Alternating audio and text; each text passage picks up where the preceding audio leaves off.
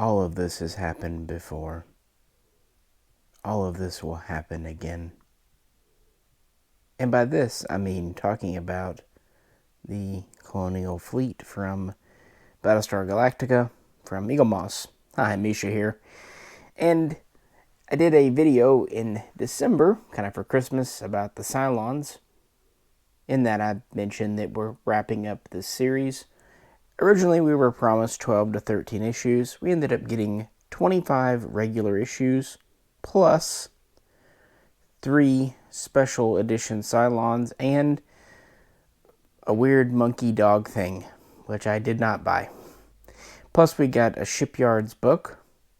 Essentially we have 30 pieces, or 29, I guess, 30, in the collection.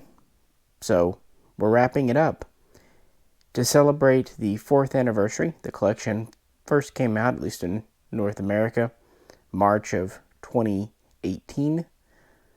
So releasing this for March of 2022. Let's talk about really what people are mostly here for.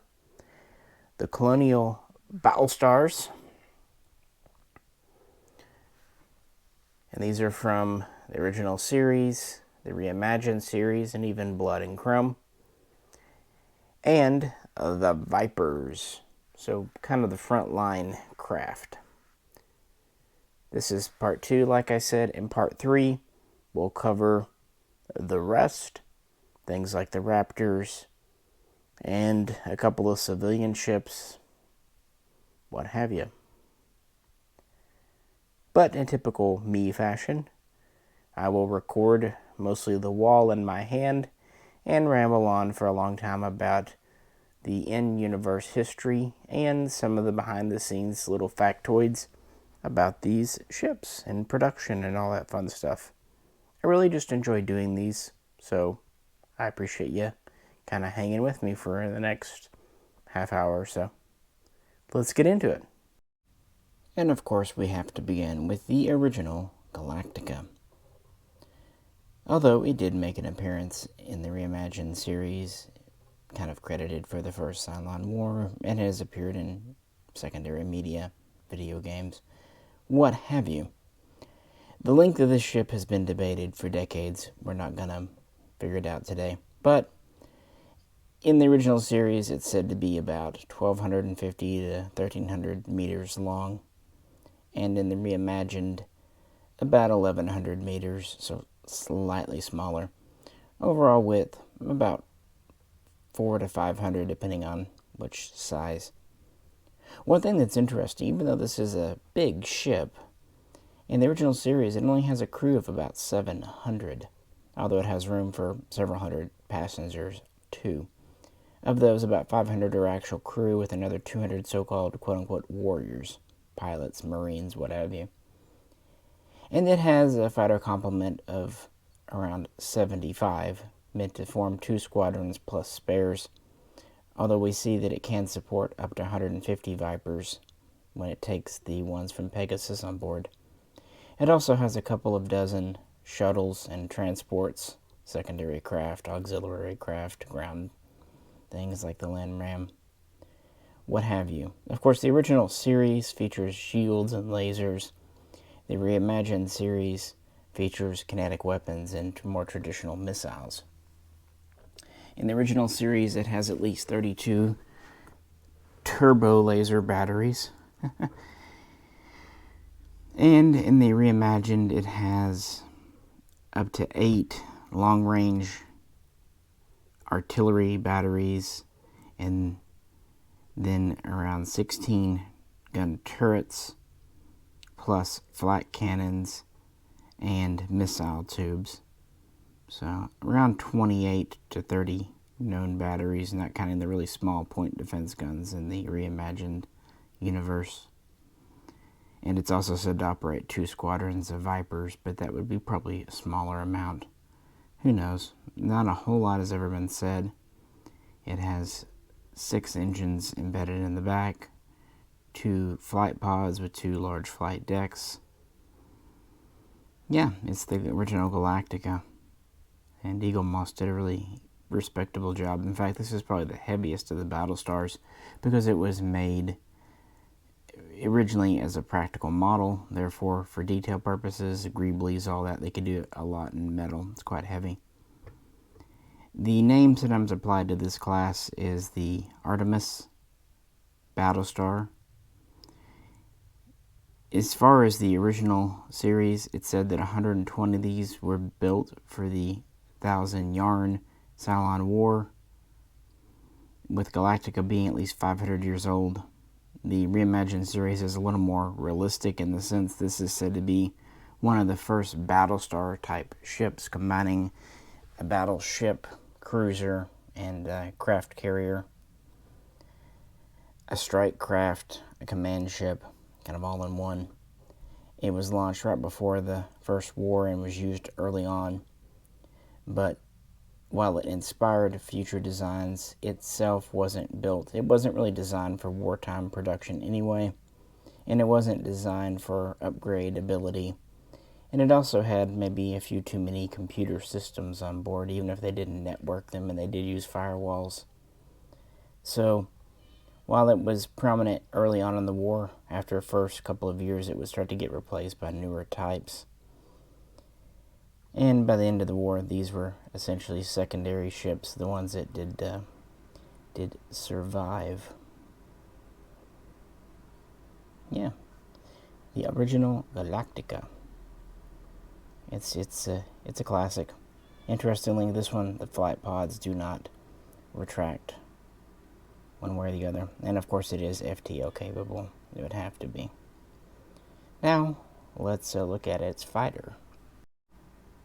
The original Viper. In the original series, it was the CF SF-12 starfighter, and the Viper was just kind of a series. In the reimagined universe, this is the Viper Mark I, kind of the first in the series. Although the name and a little bit of its shape is taken from the Capricorn Air Force or military's Viper jet fighter, which is a bit of a real-world nod to the F-16, which itself took its nickname Viper from this Viper because it was put into U.S. Air Force and other Air Force service just a few years after the Galactica series came out. In fact, modern F-16s are starting to be officially known as Vipers in some instances as opposed to Fighting Falcon. I'm going to be honest, Viper's a cooler name. In the original series, this is, their primary starfighter, really the only one we see, although we do see some variants. It has 2 turbo laser guns or laser lance missile launchers, if you prefer. And it can carry 2 additional missiles, so relatively limited external payload. Typically only houses 1 crew, although a second guy can be squeezed in the back. There's a bit of a storage compartment behind him that can be converted into a second seat if needs be. This is about 9 meters by 6 meters by 4 meters, so quite small craft. And it's capable of accelerating up to about 5 to 6 Gs, at least safely.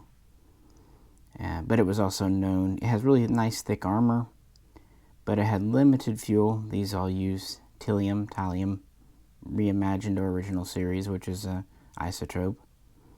And for the central power, these used a little micro fusion generator, but for actually operating the 3 main engines and the thrusters, we didn't need reaction material fuel. So yeah, that did limit the flight time.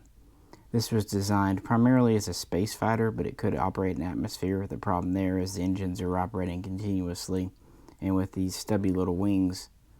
Yeah, but this was a fighter patrol ship, not specifically designed for the Cylon War, and it did well against the early raiders, but soon advancements with the Cylons would make this more vulnerable.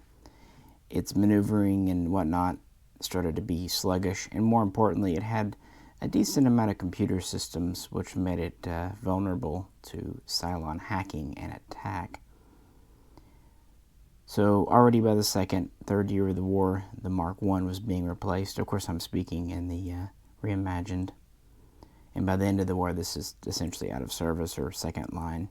Although we do see one of these hanging in the Galactica Museum, and we can presume that others have been preserved as museum pieces over the years. Of course, in the original series and Galactica 1980, like I said, this was their main fighter, although there are a couple of two-seat versions. Heck, there's even a time-traveling version. But that series was ended prematurely, so that's really all we got. But not so with the reimagined universe. So with that, let's move on to the ships made during the war itself. As you would imagine, those first two were quite early in the collection, but now we're going to jump to a couple just pretty recently released in the last half year. This is the Loki Heavy Cruiser. This is not a fighter as such, but it fills a very important role. Like I said, the Battlestar was the command ship, the strike ship, the carrier of the fleet, but, you know, it can't operate on its own, or at least it's preferred not to. This was one of the many support ships. It was meant to be kind of a warehouse for ammunition, fuel, even food, and distribute them amongst the fleet, kind of a central depot. It has 81 bays. It had cranes to lift stuff in and out. It had a flight deck for shuttles to come in and out of.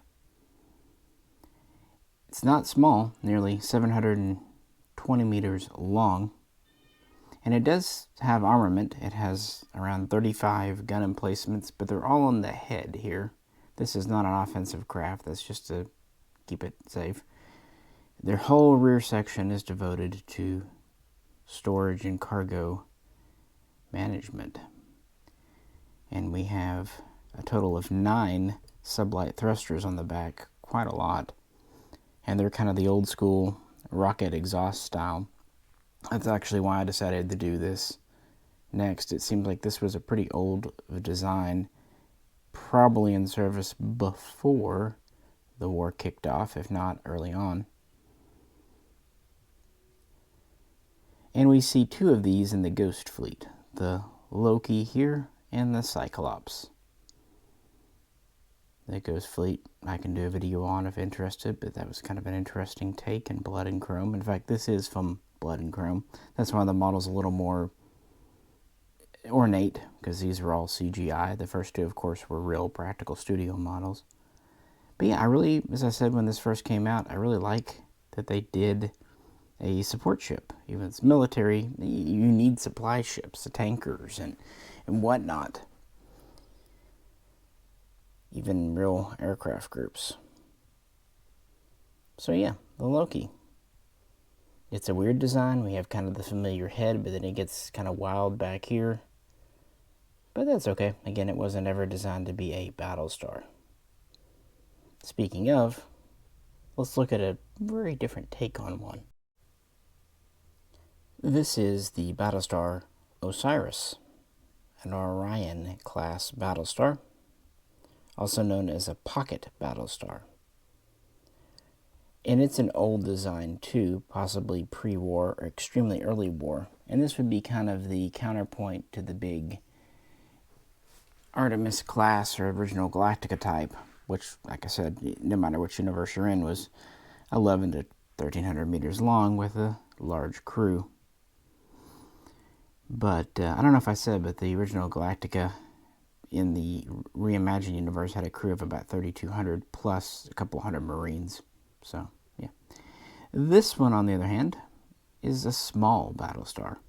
This was either meant to be a patrol ship or to be a support craft in a larger battle group. It was not meant to operate on its own for long periods.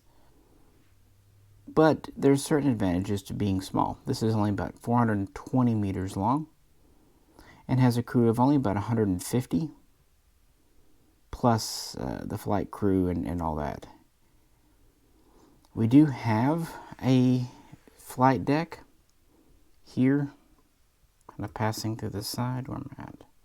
If I can find me. There we are.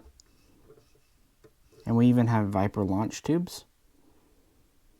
This could carry about 1 squadron of Vipers, so maybe up to 20, 24 at most. Plus a handful of Raptors or shuttles, not many, maybe half a dozen. And it did have weaponry, of course. We had 4 main missile tubes that could launch cruise missiles or nuclear-tipped missiles. We also had 12 primary kinetic energy weapon batteries. And we had 32 close-in weapons support missile batteries. These would be smaller missiles designed for, well, PD type things, and would detect and then fire upon either incoming missiles, cruise missiles from other ships, or incoming fighters like raiders.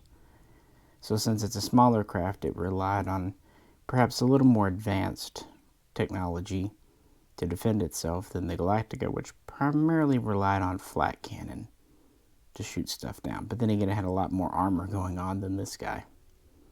We do have, sublight engines. Of course, we have FTL. Another thing this had, it was kind of a espionage ship a little bit. It had a Dratus absorbing hull, so it was kind of a stealthy ship. And it had some pretty good long-range comms gear, at least the Osiris did here. In fact, even though it was small and pretty cramped inside, it's been likened to a submarine. It was the command ship of the Ghost Fleet, the commander's vessel, Commodore maybe. And, there's something to be said for not having all your eggs in one basket in a ginormous, over a kilometer long ship.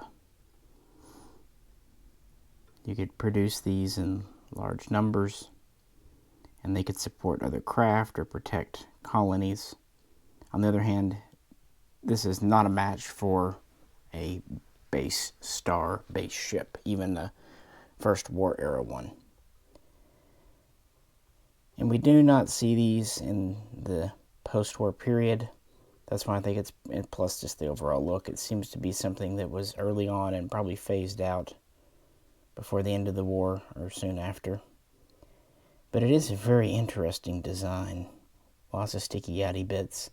You can really tell their CGI abilities were a lot further along in Blood and Chrome than they had been in the reimagined series a decade earlier. So yeah, we've been looking at the Ghost Fleet. Might as well continue on. And now the most recent ship, as I'm recording this at the end of February, the Galactica, unofficially known as the Jupiter-class Battlestar, as seen in Blood and Chrome, so as it originally launched early and mid in the First War. It said that 12 of these were built, one for each colony. This one was Caprica's. We really don't know if only 12 were built of this type ever, or if just initially 12 were ordered, kind of like the Constitution class, and then more were built later. We have a better grasp of this length. It's about 1,445 meters long, so slightly bigger than the previous Battlestar. And it has the unique feature of retracting, extending flight pods. It's between 350 and about 550 meters with them in or out. And it has a crew of 5,000, so a good bit more, but it is a bigger ship. And it definitely has a lot more guns. It has 40 primary weapons, kinetic energy weapons batteries, gun batteries. It has up to 12 missile silos that can either launch cruise missiles or nuclear-tipped missiles. Plus, it has well over 500 point defense batteries. I don't think it uses missiles, at least they don't say it. It seems like it's mostly kinetic weapons. And this version here is heavily armored, much like the first Battlestar, especially on the head and the flight pods. It has 4 main sublight engines, plus 2 auxiliary in the back, and of course it's FTL capable. And it does have a large Viper complement. This could use the older Mark I, but it was actually built for newer Vipers. This was the first time the launch tube system was kind of standardized and streamlined. And it would pretty much be the standard launch tube system used for the next half century. It also was built to take on shuttles as well as the new Raptor at the time and newer craft. Interestingly, this was a kind of a step back with technology, whereas the original Battlestar, and for that matter the Mark I Viper, used some computer systems. This really didn't. What computers it had were very specific for one goal and were never networked. Yeah, it was as analog as possible, and that was the attitude early on in the Cylon War, because the Cylons quickly learned to exploit any type of wireless linkage, data link that the Colonials might have, as well as networked computers. So let's not do that. Could they be networked? At least later on, yes, but in the war they won't. So it was just a big, beefy ship with a lot of guns and a lot of Vipers. And we saw not only the Galactica, but we saw the Columbia and the Archeron, and several others were mentioned. And the Galactica herself would actually join the Ghost Fleet, at least later on, towards the end of the first Cylon War, and has her own history and whatnot.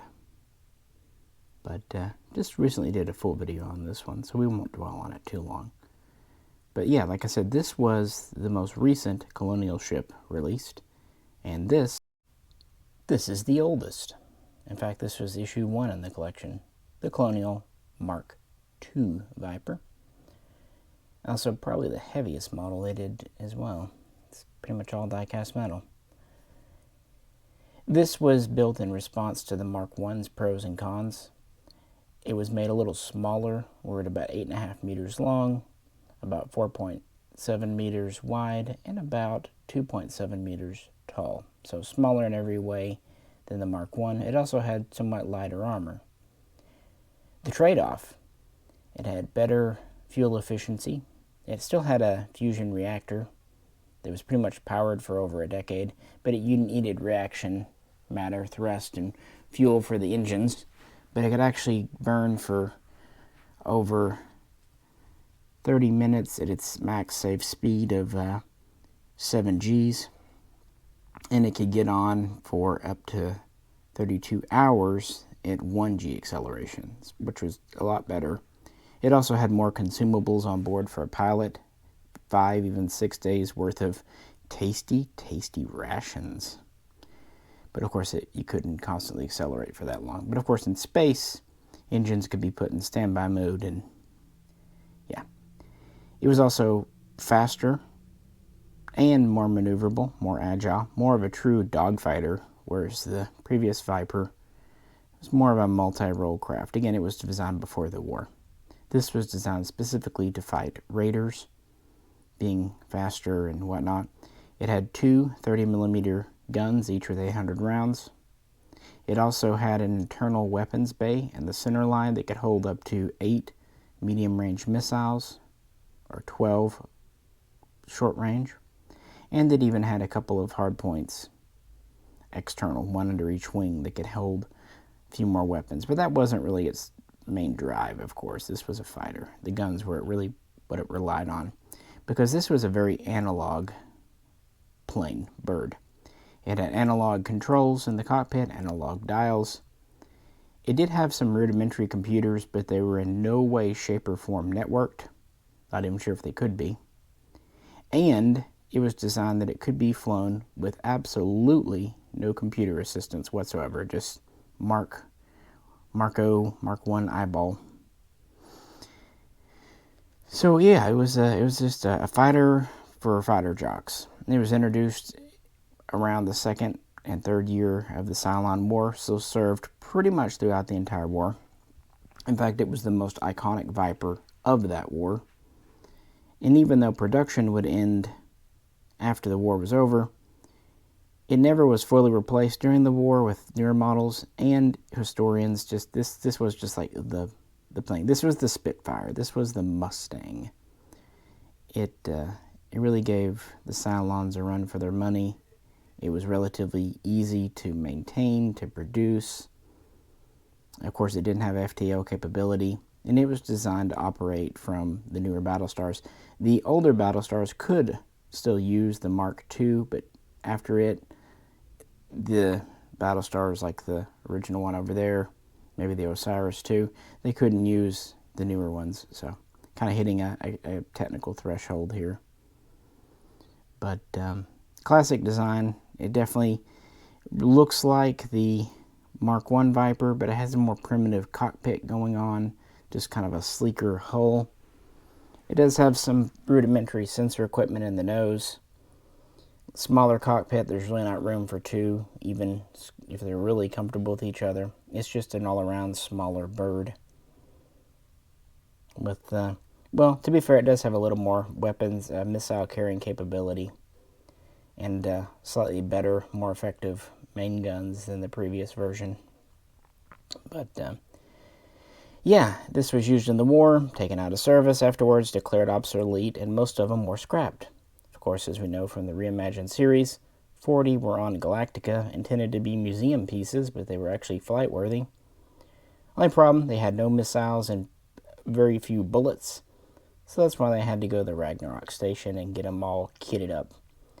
So those were the 40 they started with. Of course, as time would go on, they would lose them, either to, combat or breakdowns, meaning that by the end of the series, there weren't not very many Mark IIs left. But of course, at that point, this was a half-century-old bird, so not bad at all.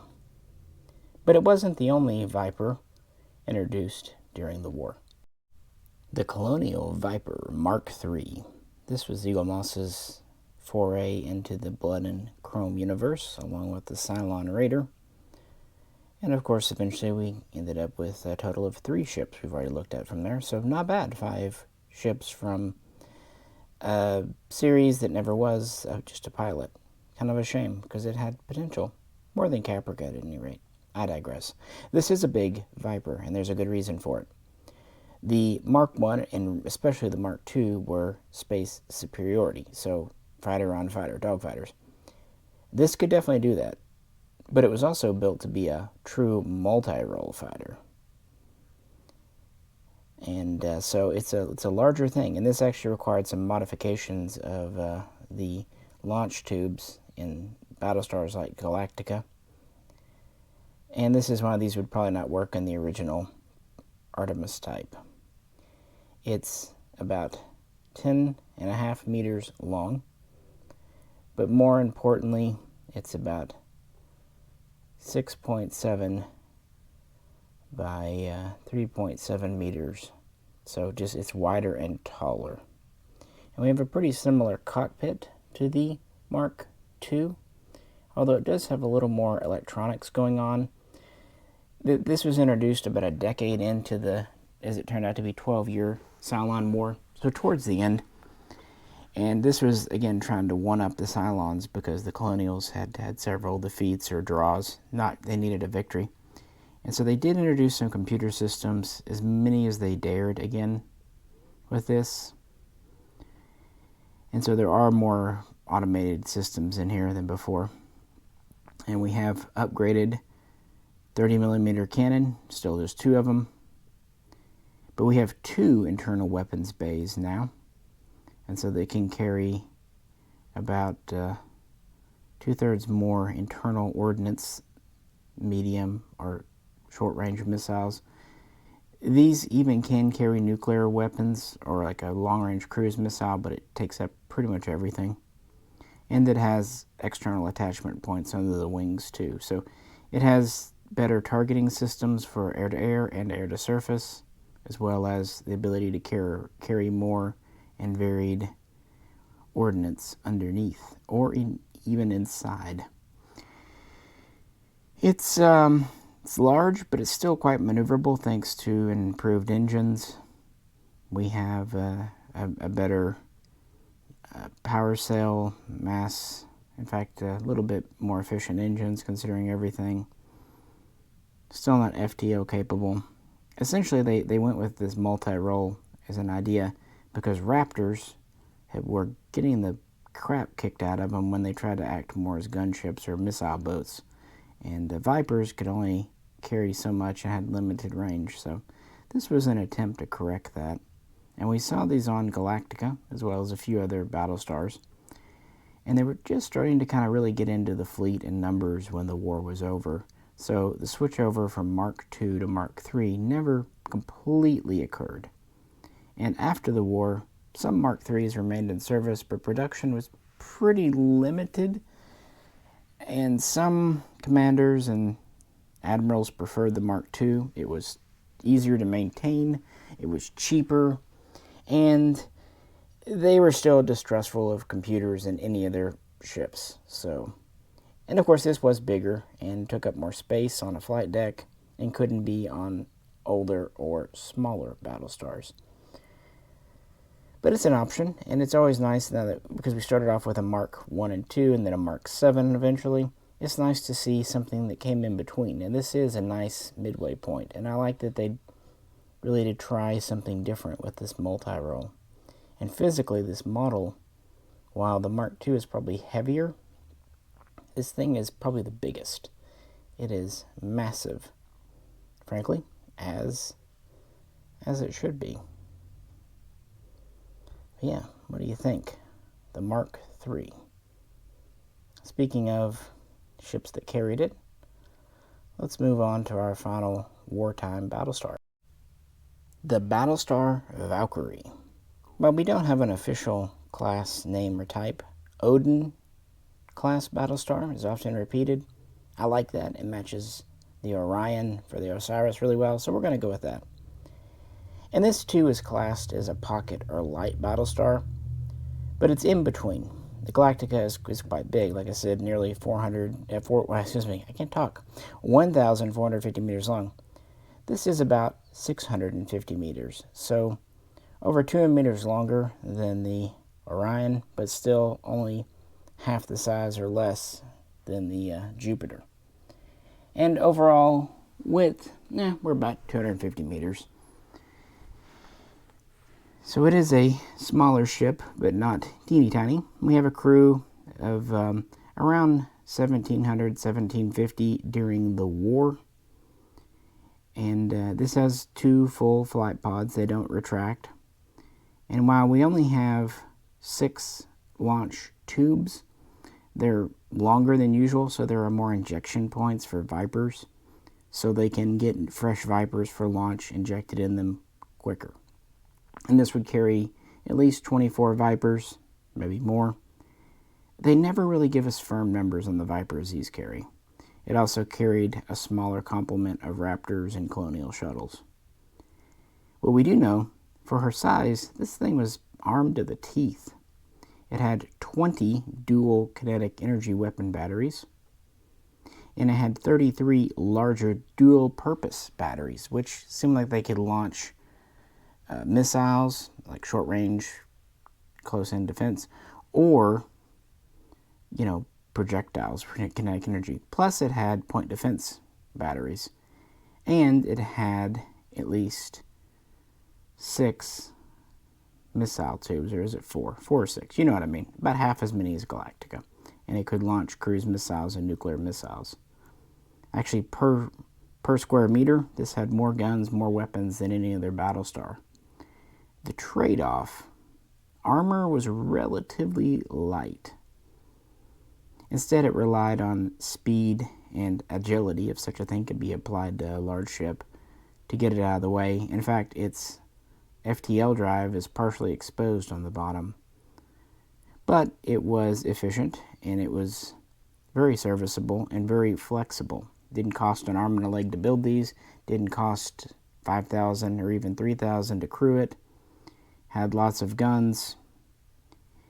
This was very clearly adopted during the First War, but was in production afterwards. It just seems to have been a really popular class of ship. The Valkyrie herself was in the First War. She was presumably destroyed in the year 58 and then would join the Ghost Fleet, along with at least another Valkyrie type or Odin class. And the Valkyrie herself would continue to serve after the war. In fact, about 6 years before the Fall, as it's called. This was Adama's command, in which he had the Stealth Star mission that whole wild dog Lieutenant Novichok storyline in Season 3. And even during the fall, either in the original series or the plan, I think it was, we see several of these operating as planetary defense vessels. Valkyrie herself, along with 2 sister ships, met her end over Caprica. But yeah, we see these as patrol ships, supporting larger battle groups, defending stations like maybe the Scorpion shipyards, and of course running Black Ops missions and covert missions. Just a really good, flexible ship, and I guess after the post-war budget cuts to the military, it made sense to keep these up to date. And they did. They received, including Valkyrie here, a post-war update to their systems, including their computer systems, which, since they were using the command navigation program, the CNP, that the Cylons had hacked, led to their destruction. They also would remove a few of the guns and automate others, and the crew would get reduced down to about 1,250, and it's possible the Viper complement was decreased to around 20. This kind of depends, because they were doing a very different role versus fighting the Cylons. So it's a very popular background ship from Battlestar, and I think the moment Eaglemoss announced they were doing this model, everyone rejoiced. And if they had not done it, people would have been rather put out. But they did, and they did a good job of it. Of course, it's quite large, but they made it, they scaled it in a way that even next to the Battlestars, it still comes across as being smaller. Although obviously not to scale, otherwise it'd be like 3 inches. And what fun would that be?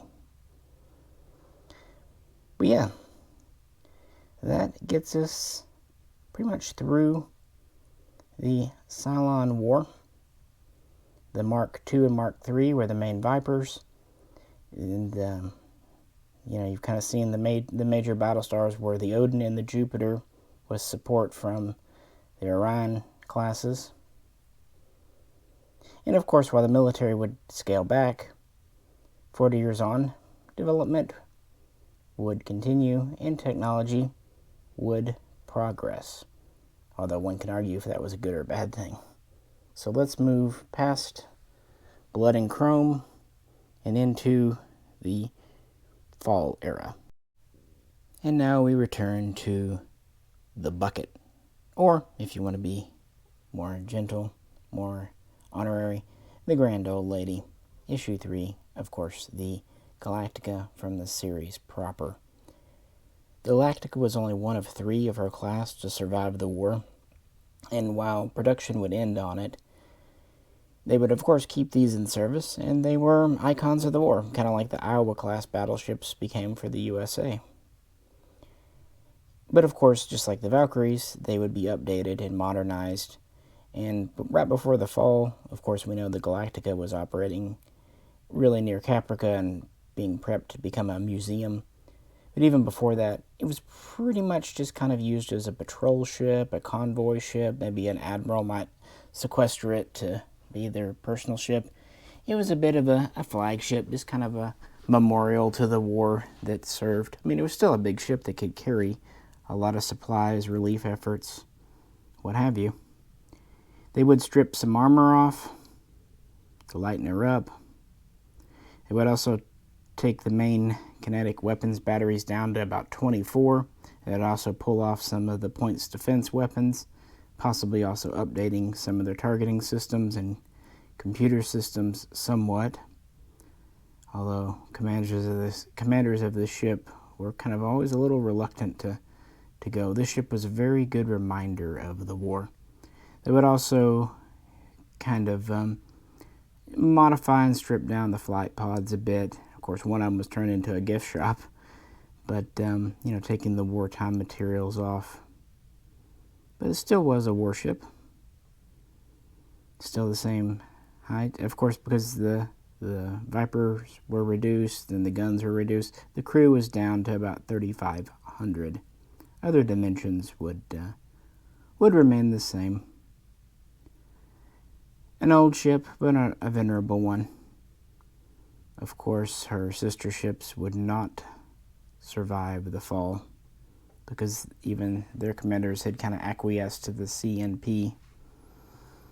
But as we saw in the show, old but not forgotten and still had teeth. But had to just show it here. And again, this was quite early in the collection. This was the first capital ship Eaglemoss did. I mean, it's one they had to do. The fracking show is named after it, after all. So, yeah, the Jupiter and the Odin types or classes would soldier on in the post-war period, but there would be new designs as well. And foremost amongst these, the newest generation of Vipers, the Mark VII. While the Raptor would remain very little changed from the late war style, the Viper would not. And this is an interesting combination of things from the Mark II and Mark III. It's still more of a dogfighter than the Mark III, but it has more multi-role capabilities than the Mark II. And it was considered to be the true inheritor of the Mark II's crown. This was mass-produced and spread throughout the fleet and was just a very capable craft. And in fact, this is kind of where the real world and fiction blur. Again, the original Viper from the original series influenced the real world F-16. And here, the F-16 is given a little bit of homage with the latest modern Viper. You notice it has a frameless canopy, cockpit, and just the overall kind of sleek lines and the multi-role ability. So yeah, think of this as the Colonial F-16. Relatively economical and versatile. Size-wise, it's kind of in between. We're at about 9.9 meters, so just a little under 10. And, we're about 3 meters tall and a little over 5.5 meters wide.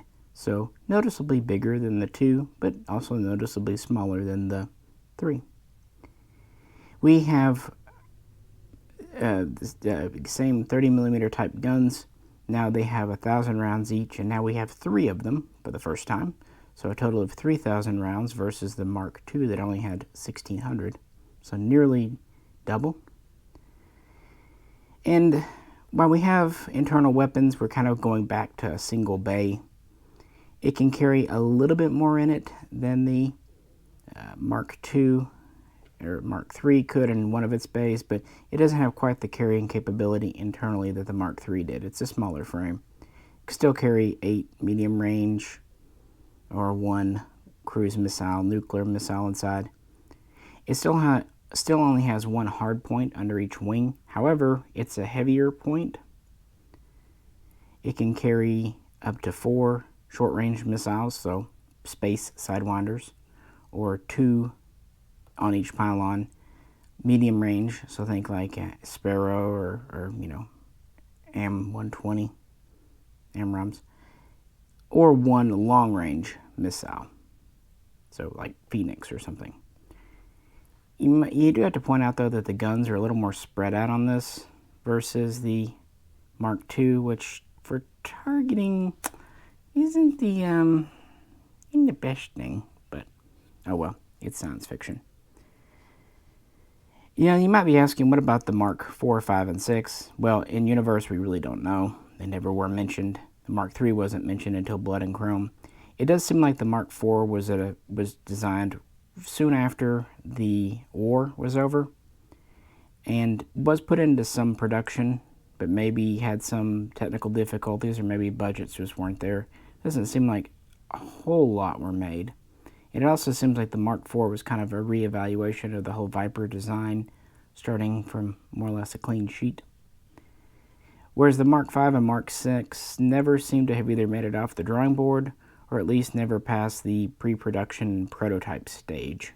It seems like they might have overreached with technology because, again, they were starting to get more comfy with computers and yeah. And the Mark VII would come a few years before the fall. It does have some interesting features. It has more powerful engines, including with thrust vectoring, like the F-22 Raptor.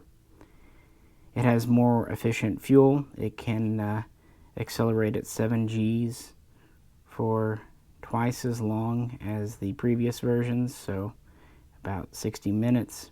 It can even get up to 9 Gs relatively safely for about 15 minutes. And at 1 G, it can accelerate for 64 hours.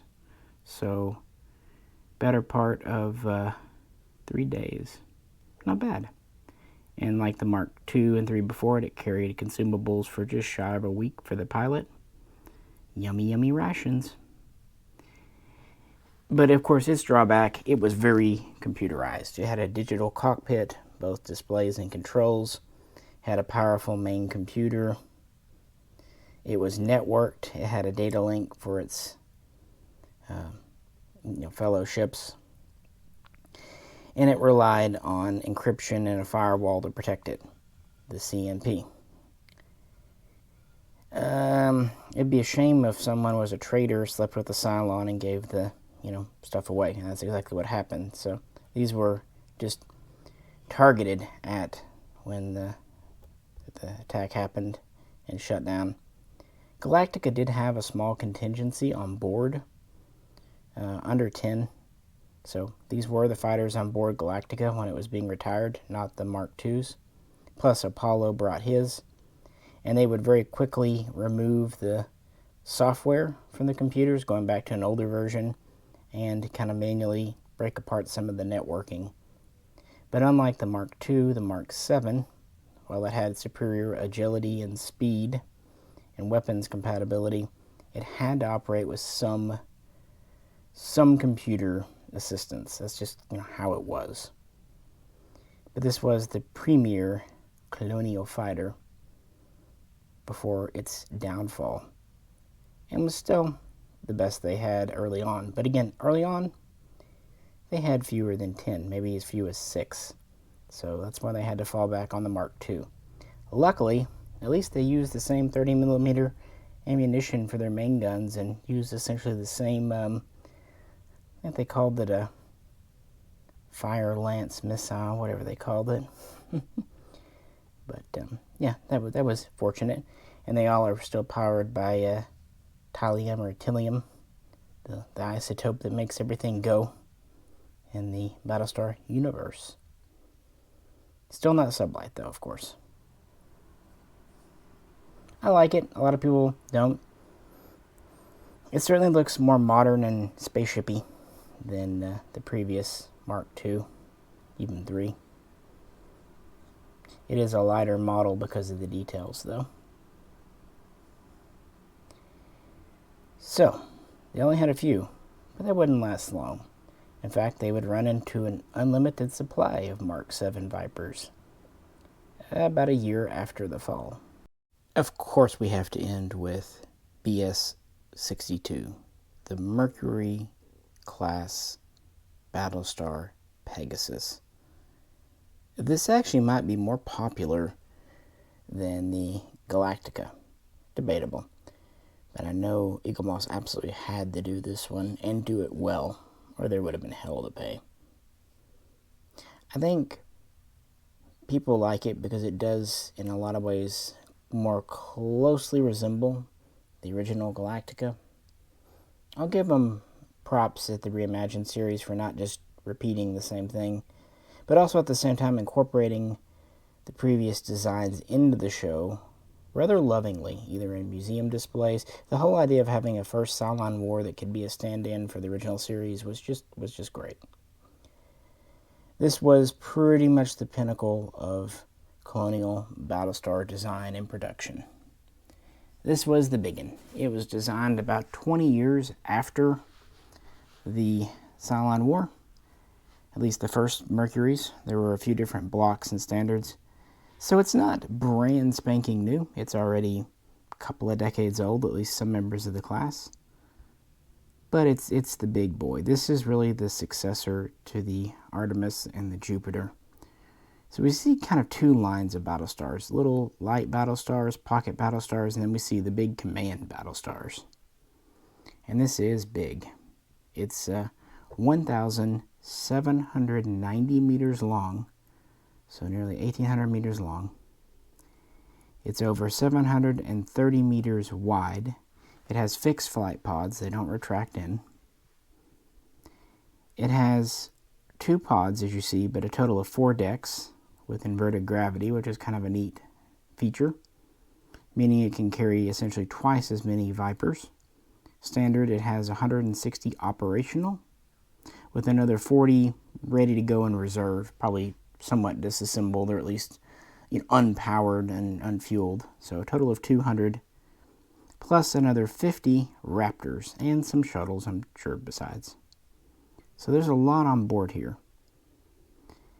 We have a lot of guns, too. We have 34 primary defense batteries. We've got kind of large-scale fixed guns, and we have smaller mobile dual guns. We have multiple missile tubes. We don't know how many, but if Galactica had 12, you would think it would at least have 18 or 24. It, of course, had close-in support defense missiles and all the rest. And much like the Mark VII, this was a much more computerized ship and a more modern ship inside. If the Jupiter type kind of resembled a submarine and 1950s tech, this resembled sci-fi tech, or at least modern 90s, early 2000s tech, with color displays, moving doors, all that stuff. So she's big, and we have 6 sublight engines and a more advanced FTL drive. And we have some interesting facilities, most of which, already know about, but this can actually build its own Mark VII Vipers, and not just from spare parts, but actually it can harvest raw materials from asteroids and gas giants and the like, and pretty much has everything on board to process and eventually turn them into fighters. And we see these in the show. So not only did the Pegasus herself bring a large complement of Mark VIIs to the fleet, she could build replacements, and it's actually said on screen that her production facilities are up and running. She even has virtual reality style training simulators for new crew, which is a little better than the Galactica's thing. She also has a more advanced water processing facility. She even has the ability to reprocess and grow food, process oxygen. The idea, I think it's because she got confused on which series she was in, she could operate 5 years without resupply or visiting a home base. So very independent ship. So it's a big ship, but it's got a lot going on. But there's actually room for it because, thanks to all the automation, it only has a crew of about 2,500. So half of that of what Galactica had in the war is still 1,000 less than Galactica had before the fall. And in the show, we see it operating with a crew of around 1,700, meaning that it really doesn't need a much bigger crew than a Valkyrie type to operate, at least with nominal performance. And of course, this was commanded by Admiral Kane, and aside from its cool looks and aesthetic and its heroic death, I think it's such a fan favorite because this showed up when the series was really hitting its stride, even you might say at its peak. I would say mid to late season 2 was peak reimagined Battlestar Galactica. Not to say other things were bad. In fact, I actually like the final episode just fine. But it seems like the Pegasus arc and then the New Caprica arc, which the ship obviously played a major role in both, that was just really when the actors had their confidence, the writers knew where they were going. I don't know, it was also a little more fun and enjoyable. Season 1 was very dark, well written, but very dark. Pegasus brought some hope to the fleet.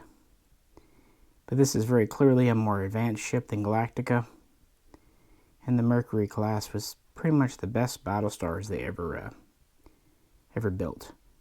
But please do note, no lasers and no shields.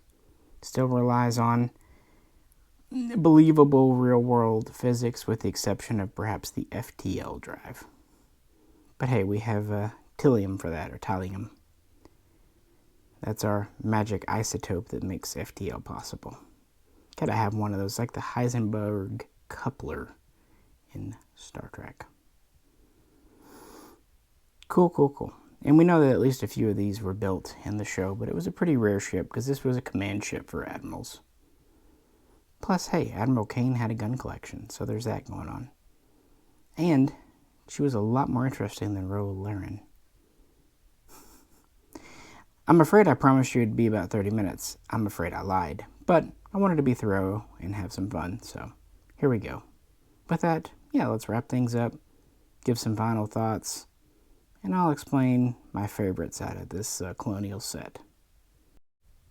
First, Vipers. Yeah, I've done this before, but what the hey, we're hanging out, right? I really wanted to like the Mark VII. Where am I getting it? Where's my Mark VII? There it is. Mark VII. And I like the design, but I think because of how slender it is, the model is deceptively small. It's actually not when you measure from the back to the side, but I don't know, it feels smaller. And it also is lighter, just because of all the more curvy detail that they couldn't do in metal. Don't get me wrong, the wings are metal. It's just a more svelte design, so it's a little bit lighter. The Mark III is an interesting surprise. Certainly the one seen on screen the least. I don't know if it's heavier or the Mark II is heavier. That's the Mark I. I'm going to say the Mark III is slightly heavier. Yeah, but it's a bigger model, and it does have some plasticky bits on the ends, and the bottom is pretty much plastic because of the design, but it's just so big.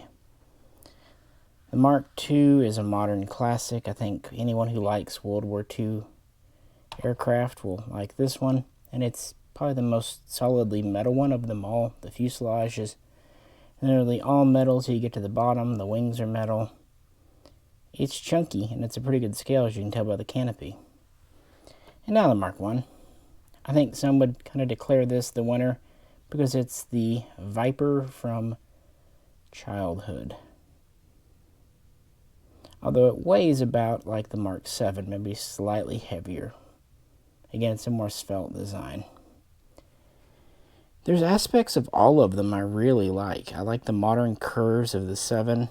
I like the boxy, utilitarian nature of the 2. And the nostalgia of the 1 can't be beat.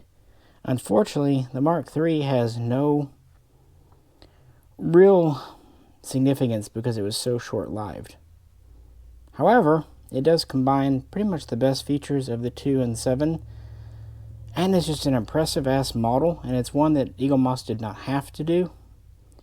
I think, subjectively speaking, it's probably my favorite. Now, I wouldn't say if you're only going to get one, get this one. Obviously, if you're only going to get one, it needs to be the 1 or the 2. But if you plan on getting all 4, yeah, the Mark III might end up being your favorite too. It just, I don't know. And again, it's a very nice size and weight, and it's just, I don't think anyone else is going to do a die-cast model of this type for Galactica. Could be wrong, but I think it's kind of something special here. So with that, now let's talk about Battlestars. Let's rate the little ones first. The Orion Osiris here, the Odin Valkyrie, or the Loki. Even though it's not a Battlestar, it's a cruiser. It's actually the biggest, 720-ish meters, 650, 420. Each of these have something to recommend them, and Eaglemoss did not have to make any of these. These are background ships. These are the kind of ships that usually get left off diecast collections because, they don't cost... They cost too much to make. Especially something like the Loki. That's just neat that they did it. The Osiris, okay, it was the command ship of the Ghost Fleet, and it's kind of a weird vibe. Unique design. But it's going to be the Valkyrie for me. No surprise there. It's so well seen throughout the show. It's great to have a little brother for the Battlestars, the big ones. And they just did such a great job on the model itself. But I will give credit to this one. I think this one gets a little bit knocked down for me because of all the sticky yachty bits.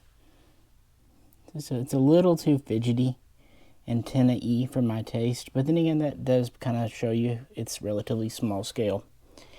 And this one, while cool, is just too weird to be a favorite. It's one of those interesting more than weirds. Okay, now on to the actual Battlestars. And finally we come to the end with the big boys. I wanted to put the original next to the reimagined Pegasus to really show you how they do have a lot in common. And of course, as we've done before, the Blood and Chrome Galactica versus the later one. The funny thing is, I like all of these a lot, but my least favorite, just by the process of liking the others more, has to be the reimagined Fall Galactica. I don't know. I just like this version with the guns more. And the more smooth plating is kind of neat. And again, this is one Eaglemoss didn't have to do, but they did. But really my favorite has to be one of these. The original or the Pegasus. And it is so close. I will say that in terms of design, I think I like the Pegasus a little bit more. But in terms of model, I think they did a bang-up job with the original one. And it's so chunky and heavy. You know what the hell? I'm going to say this is my favorite. Just because it's a great model. It's a classic. Why not? And it's a good size. But that's not because any of these are bad. It's just when you're standing with great chips and great models, someone's got to be the winner. So, yeah, there you have it. The original Galactica by a hair. Although ask me tomorrow and I'll probably say Pegasus. Hell, ask me on Sunday, I might say the Blood and Chrome Galactica. Whew. And there we go, guys. More than 30 minutes, I believe. But I wanted to really go over the Colonial fleet because we've kind of bookended. The third and final video, once issues 24 and 25 get here, will be on kind of the remainder of the civilian fleet, the auxiliary craft, the one-off craft. And that's it. Eaglemoss gave us a good run. Would I have liked to see more? Yes. But I think we got more than I originally expected. So, and they've almost all been winners. I can't think of any that I think are just crap. A few like Scar have had minor issues, but I don't think any of the Colonial ships really did. I don't know, but appreciate you hanging out with me for a bit. If you could, please do like, share, and subscribe. This is Misha, ending with, so say we all. Say it with me. So say we all.